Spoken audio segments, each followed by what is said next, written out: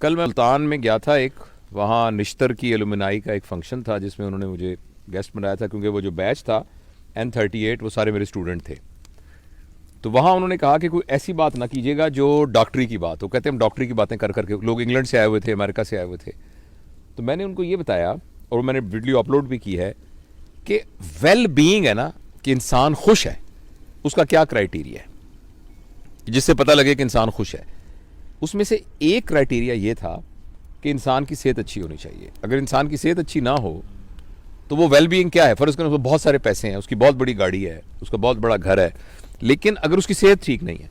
अच्छा, उन्होंने पूछा जी सेहत ठीक करने के बारे में बताएं। मैंने कहा जी उसमें से जो अहम है ना वो 4 बातें हैं।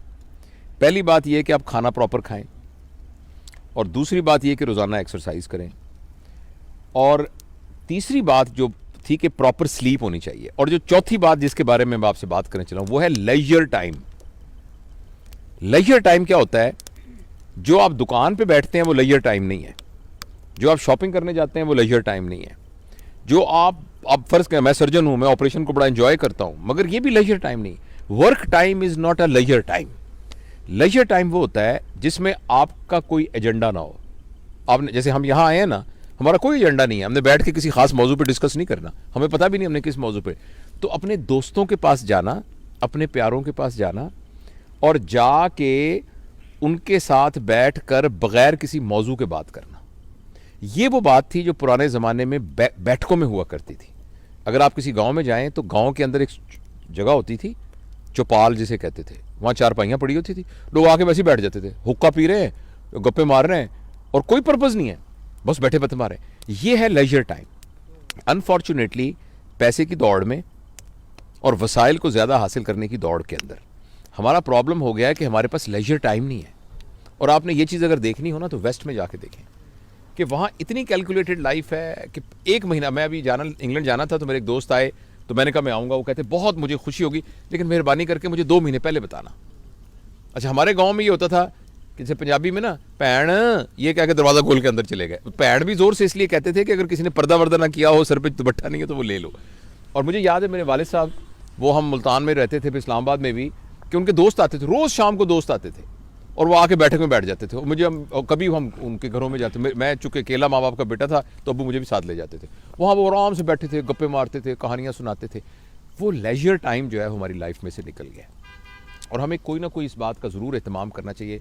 और मैं इस बात को अंडरस्टैंड करता हूँ कि ये रोज़ मुमकिन नहीं है क्योंकि आपके पास वर्क, लेकिन कम अज़ कम हफ्ते में 1 दिन, 15 दिन में 1 दिन।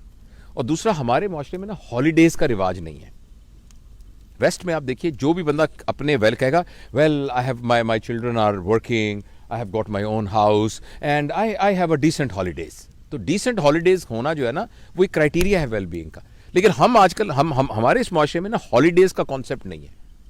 हम हॉलीडेज़, तो हमें हॉलीडेज़ ज़रूर करनी चाहिए, और बड़ी हॉलीडेज़ नहीं कर सकती, छोटी हॉलीडेज़ करनी चाहिए जिसमें आप 4-5 घंटे के लिए दोस्तों के साथ बैठे हैं और गप्पे मारते हैं। इसके अलावा एक चीज़ जिसको हम निगलेक्ट करते हैं और जिसका नबी करीम सल्लल्लाहु अलैहि वसल्लम ने बड़ा कहा है, वो है सिला रहमी। सिला रहमी का मतलब होता है अपने रिश्तेदारों से ताल्लुक़। यानी गांव में हमारे अजीज़ रिश्तेदार रहते हैं, शहर में रिश्तेदार थे, हमें कम अज़ कम 15 दिन बाद, महीने बाद उनके पास जाना चाहिए, उनसे मिलना चाहिए, उनकी खैर खबर लेनी चाहिए। तो मैं बस अपनी बात को ख़त्म करने से पहले एक छोटा सा आपको वाक़या सुनाता हूँ।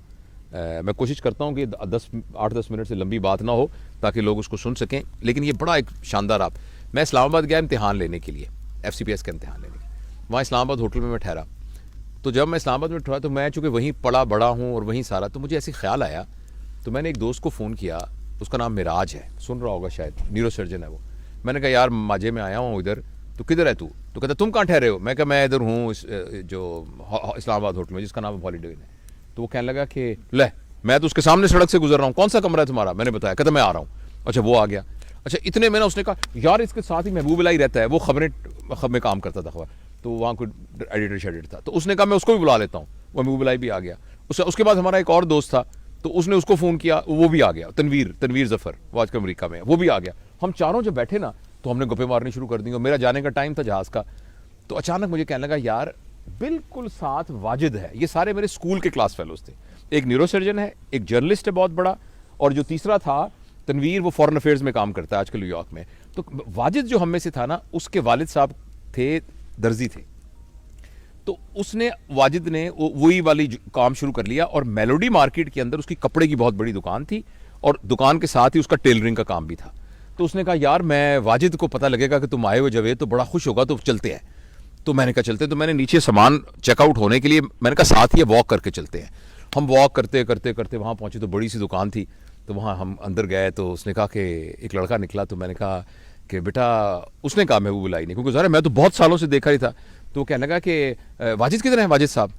तो उसने गौर से देख के कहने लगा आप अंकल कौन है? तो हमने कहा हम वाजिद के क्लास फेलो हैं सारे। कहने लगा अब्बू तो 2 साल हो गए फौत हो गए। एकदम मैं तो शौक में हो गया और महबूब इलाही रोने लग गया, ऐसे करके रोने लग गया। उसने कहा यार तू तो यहां नहीं रहता, मैं तो यहां साथ के मोहल्ले में रहता हूं और मुझे पता भी नहीं मेरा क्लास फेलो 2 साल हो गए फौत हो गया।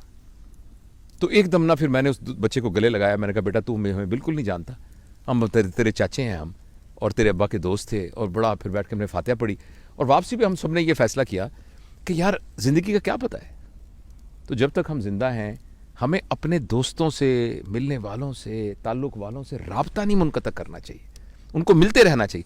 कई लोगों से हम इसलिए नहीं मिलते कि उनसे हमारे ख्यालात नहीं मिलते, या जी उनसे फलानी लड़ाई हो गई थी, फलानी हमारी शादी में वो नहीं आया था, फलाने। ये इतनी छोटी छोटी बातें हैं कि इनको दरगुजर करना चाहिए और अपने प्यारों से, रिश्तेदारों से मिलना चाहिए और लेजर टाइम। और जिस तरह हम देखें ये अहमद साहब हैं जनाब, डॉक्टर अहमद साहब, और सारे हमारे पूरी फैमिली यहाँ बैठी हुई है और हम इंजॉय कर रहे हैं इस लेजर टाइम को। Thank you.